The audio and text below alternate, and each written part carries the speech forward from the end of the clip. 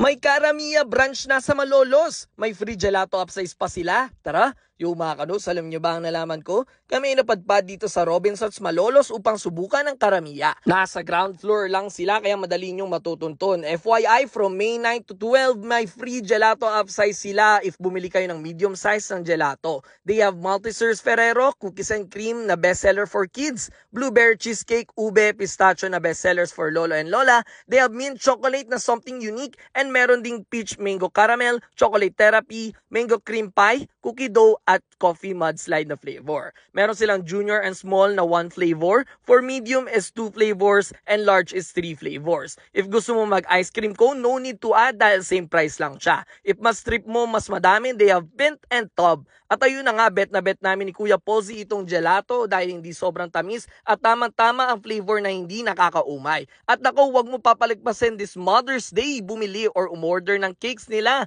kasi nako, fan talaga ako dahil masasarap ang cakes ng Karamiya. You can order sea salted honey crunch, salted s'mores, midnight dream, classic ube, pistachio chocolato, and mango magnifico. If gusto mo lang ng slice, no problem dahil pwede ka rin umorder ng slice ng kanilang cakes. Meron silang cute na dining space sa gilid kung want nyo na dito maghintay or kumain ng gelato nyo. Pwede ka nga din mag-avail ng kanilang Gusto Privilege Card, and after you register, you'll get free gelato and free cake with 300 pesos cashback voucher. And the more you use it, the more cashback you'll get. Open nga pala sila from 10 a.m. to 9 p.m. every day. So what are you waiting for? Tara na at mag-sweet tooth cravings dito sa Karamiya. Let's go!